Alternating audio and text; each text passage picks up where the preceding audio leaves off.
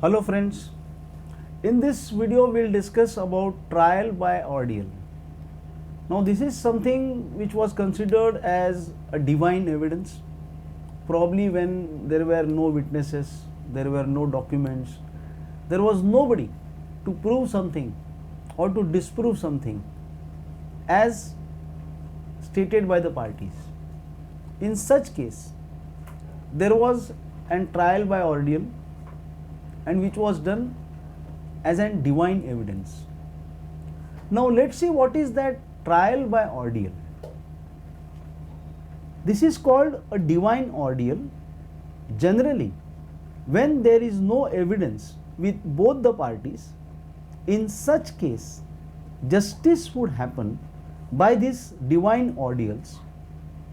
Following are the ordeals: by weighing scale, by fire, by water, by poison, and by specifically made liquid. So friend, these are the examples of some ordeals which are there.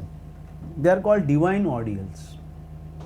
Now here I would like to tell you one particular case which had happened in 1818 in England. England had this concept of trial by fight, that was called as trial by fight, which existed in England. A case arose in appeal. A murder convict had filed an appeal before the Honorable Court in 1818, and he said that since trial by fight is in existence, I would like to conduct my appeal by having the physical combat with the prosecutor. The Honorable Court, after going through, came to know that trial by fight is not being cancelled or abolished.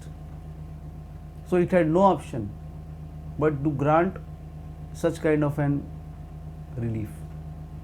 Because of this, in 1819, trial by fight was finally abolished in English laws.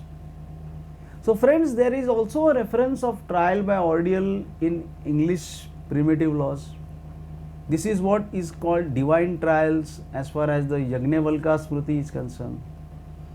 And please mind this, that these divine trials were not done in the normal course. For each and every case it was not done.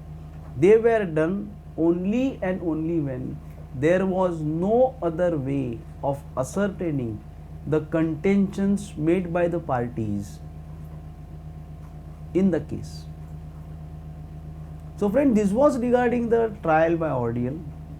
In our next video, we will discuss what is ordeal by weighing scale. Thank you.